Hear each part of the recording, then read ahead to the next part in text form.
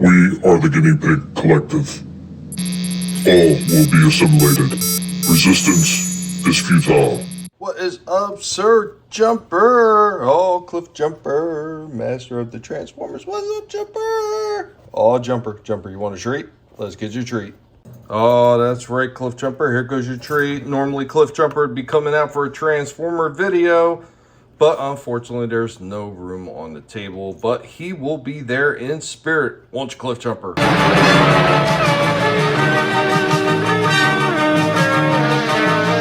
Transformers, more than meets the eye. Oh, with Cliff Jumper leading us in, you know what that means. It's Transformers time. So we're digging back just a little ways for this one. This one is from 2014. It was one of their re-releases, and we have the Platinum Edition. We got the Seeker Squadron of the Coneheads. Really nice set right here. It's got all of your Seekers sitting up in there. This is a nice classic G1 re-release of Dirge, Thrust, and Ramjet. They also did one with the Insecticons as well. Unfortunately, I could not seem to find that one anywhere. But I did manage to get these guys, and there they go, sitting in the box. Haven't opened this one up yet, but now is the time. Let's pop this bad boy and open and take a look at these guys. And joining the evil Decepticons, Thrust and Dirge. And right out of the box, here we've got Thrust. Looking very much like the original G1. Now, of course, you notice that the stickers on there. It does have the sticker sheet in there with all the stickers that you remember with the original G1. I love when they do stuff like that. Everything about this one looks pretty good. He feels pretty good in the hand. Of course, he's got the die cast on there. I would say the only thing that's a little weak on these are these cockpits.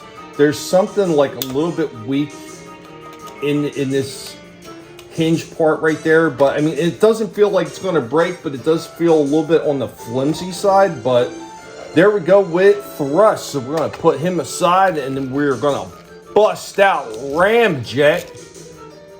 And there goes Ramjet. Another one looking absolutely fantastic. Love these guys, man. The Coneheads were a nice addition to the Decepticon Seeker Jets, because originally we just had Starscream, we had Thundercracker, and we had Skywarp, and then we got the Coneheads.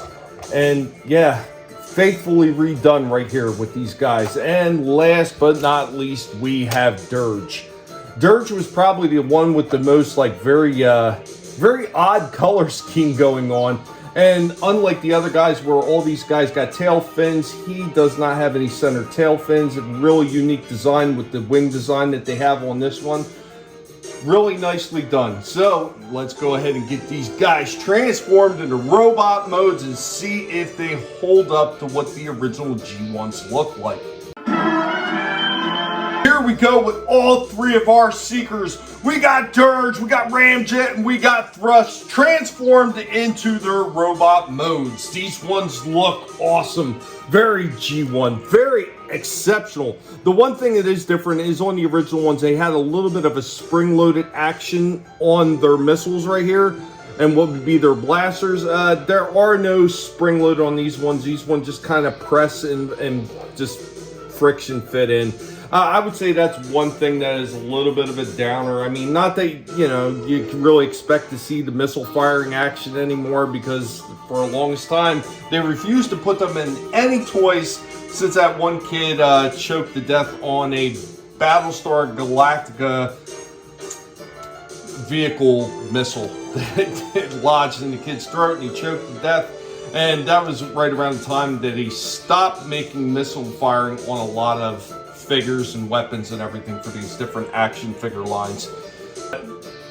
It is one of those things. It kind of is what it is. I mean, I wish they could have included it. It's been enough years, and this was more of a collector's item and so much of a kid's toy. But you kind of deal with certain things like that when you wind up getting these re-releases of these figures. But as far as looking like the G1s, I think they did an exceptional job here. These all look great. The sticker sheets that they come with, they look really good. Everything looks the way it should. And we'll just go ahead and we'll just grab those stickers real quick.